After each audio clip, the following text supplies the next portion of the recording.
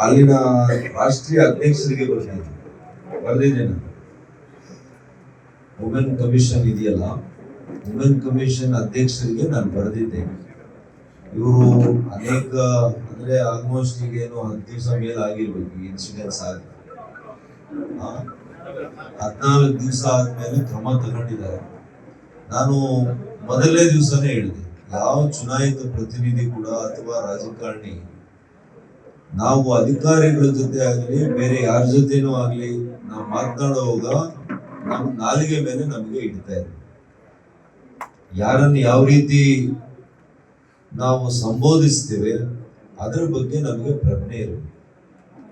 ಹಾಗಾಗಿ ಯಾರೂ ಕೂಡ ನಮ್ಮ ಆಳುಗಳಲ್ಲ, ಯಾರೂ ಕೂಡ they are not subservients, they are also public servants. ನಾವು ಯಾವ ರೀತಿಯಲ್ಲಿ ಸಮಾಜ ಸೇವೆ ಮಾಡಕ್ ಬಂದಿದ್ದೀವಿ, ಅಧಿಕಾರಿಗಳು ಕೂಡ ಸಮಾಜಕ್ಕೆ ಕೆಲಸ ಮಾಡಕ್ಕೆ ಬಂದಿದ್ದಾರೆ. ಹಾಗಾಗಿ ಇಬ್ಬರು ಜೊತೆ ಸೇರಿ ಮಾಡಿದ್ರೆ ಮಾತ್ರ ಕೆಲಸ ಆಗ್ತದೆ. ಯಾರು ಕೂಡ ಕಾನೂನಿಗಿಂತ ಮೇಲೆಲ್ಲ. ಹಾಗಾಗಿ ಕಾನೂನು ರೀತಿ ಏನ್ ಕ್ರಮ ತಗೊಳುತ್ತೆ, ರಾಜ್ಯ ಸರ್ಕಾರ ಏನ್ ತಗೊಳುತ್ತೆ ನಾವು ನೋಡೋಣ.